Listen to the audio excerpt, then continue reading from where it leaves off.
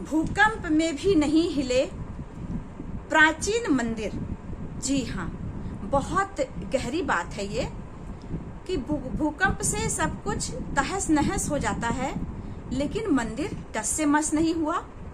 ये कौन सी मंदिर है, कहाँ का मंदिर है, कैसा मंदिर है, जरूर जानेंगे।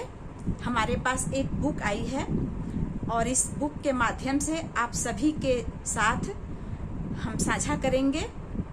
तो आइए ध्यान से सुनते हैं, क्योंकि भगवान का जो मंदिर होता है उस हम सभी के लिए है, सभी सनातनियों के लिए है।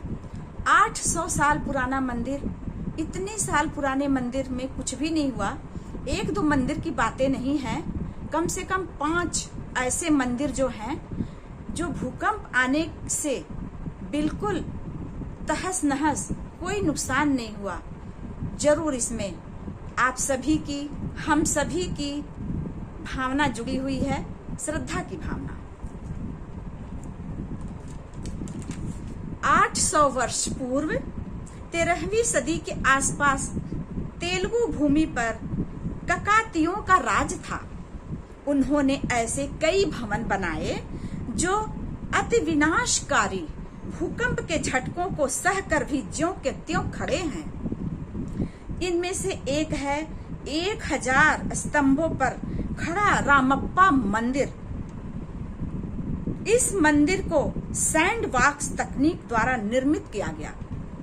सन 1980 में भारतीय पुरातत्व विभाग ने NIT वारंगल के साथ मिलकर ककाततियों का निर्माण शैली पर शोध किया।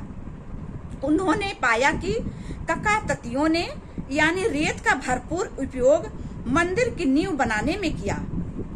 भवन के आकार, बनावट और क्षेत्रफल को ध्यान में रखते हुए 3 मीटर गहरी नींव को खोदा गया, फिर उसे रेत से भरा गया। इसे मजबूत बनाने हेतु ग्रेनाइट, गोल्ड तथा कराक्या जैसे पदार्थों का उपयोग भी किया गया। यही नहीं, यदि भूकंप के झटके रेत को चीर या पार कर भवन तक पहुंच भी जाएं तो इसका भी इंतजाम किया गया। पिघले लोहे को शिलाओं के बीच बनाए गए सुरंगों जैसे छेदों में भरा गया। इन छेदों को कहा जाता है कि ये डावल शिलाओं को आपस में फ्रेम की तरह बांध रखते हैं। आमतौर पर आजकल आधार शिलाओं की केवल मजबूती पर ध्यान दिया जाता है, जिससे कि वे भवन का वजन सहन कर सकें।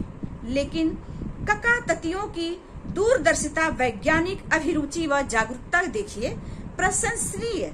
उन्होंने रेत का प्रयोग एक कुशन यानी मसनद या गद्दे की तरह किया, जिससे वे धरती के चारों ओर से आए झटकों को सोख ले। इसीलिए जब भूकंप आते प्राथमिक व माध्यमिक झटके भवन तक पहुंचने से पहले ही रेत द्वारा जब्त कर लिए जाते। यही वजह है कि 17वीं सदी के भयंकर भूकंप में भी रामप्पा मंदिर के 9 के बराबर नुकसान हुआ। कुछ भी नुकसान नहीं हुआ रामप्पा मंदिर, जो कि तेलुगु भूमि पर स्थित है। दूसरा, आइए अब दूसरा जानते हैं। कितना रहस्यमय बात है ये, और यह अभी नवरात्रि का समय चल रहा है। जरूर मंदिर के बारे में ऐसी रुचि हम सभी को रखना चाहिए। दूसरा नंबर, दूसरा कोडम्बिया स्थित विश्व का सबसे बड़ा मंदिर अंकोर वाट है। इसे राजा सूर्यवर्मन ने 12वीं सदी में बनवाया था। मंदिर पानी में तैरता हुआ सा लगता है। इससे मानव निर्मित नहर द्वारा इस प्रकार घेरा किया गया है कि नहर मंदिर की परिधि बाउंड्री लगती है। भूकंप आने पर भी बनने वाले दोनों कड़ों के अनुसार पानी संरेखित हो जाता है। इस कारण मंदिर के भवन को भूकंप की तरंगे छू नहीं सकती। इस सिस्टम की बेजोड़ता आप इस बात से अंदाजा लगा सकते हैं कि यदि शक्तिशाली बम भी मंदिर के आसपास फटे तो पानी उसे सोख लेगा। भूकंप व बाढ़ को मात देते इस मंदिरों में कई ऐसे अद्भुत स्थल हैं जो विज्ञान जगत के लिए अध्ययन का विषय बन गए हैं। इस श्रृंखला के केदार मंदिर की चर्चा बहुत महत्वपूर्ण है। आइए अब तीसरा जानते हैं, केदारनाथ मंदिर।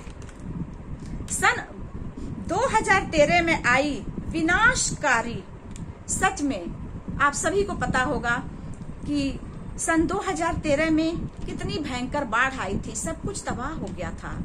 वहां पर सभी लोग ऐसे बेमौत मारे गए थे जिनकी कोई दोष नहीं था। वो कहते हैं ना, घुन के साथ, गेहूं के साथ घुन भी पिस जाता है, वही हाल हुआ था।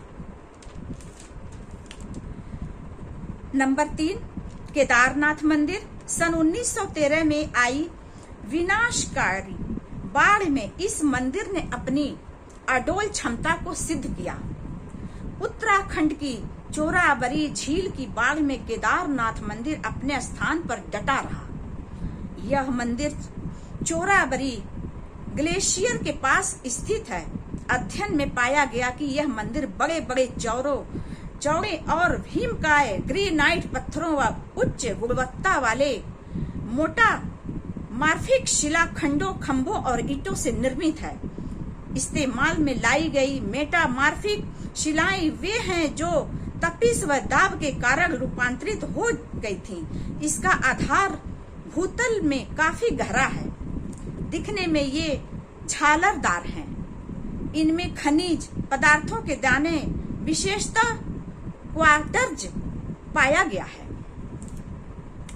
मंदिर के दीवारों में सटे खंभे 2.6 मीटर मोटे हैं।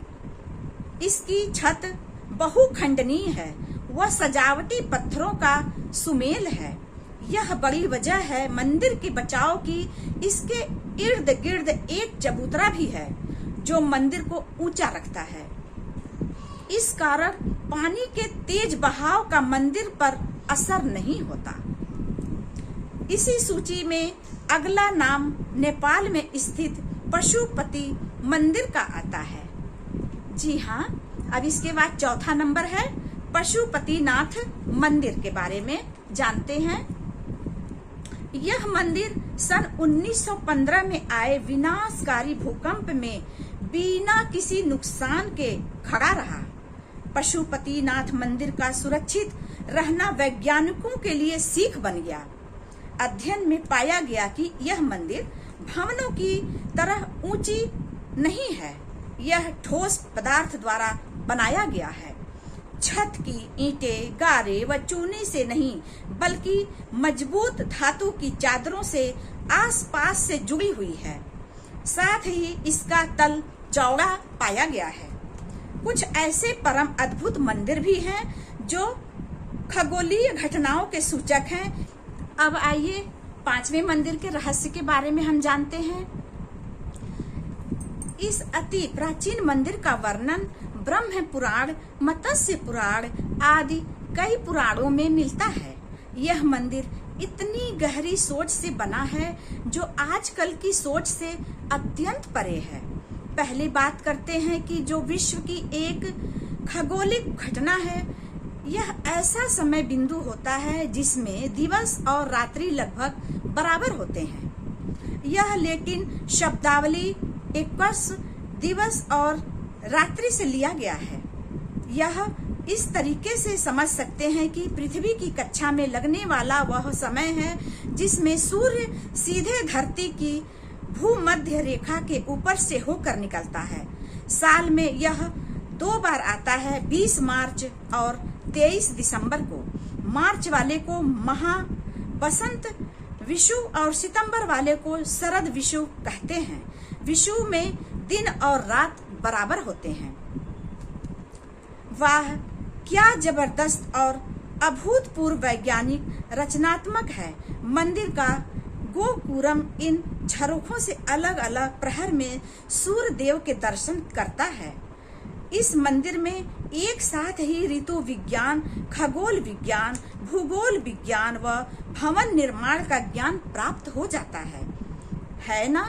प्राचीन मंदिरों को वैज्ञानिक तथा अचंभित करने वाले ऐसे रहस्यमयी बातें तो आप सभी के समक्ष आज इस हम बुक के माध्यम से, इस किताब के माध्यम से ऐसे रहस्यमयी 5 मंदिरों के बारे में हम बात किए। तो अगली वीडियो में हम और भी ऐसे रहस्यमय चीजें लेकर आएंगे, किसी भी चीज के ऊपर लेकर आएंगे।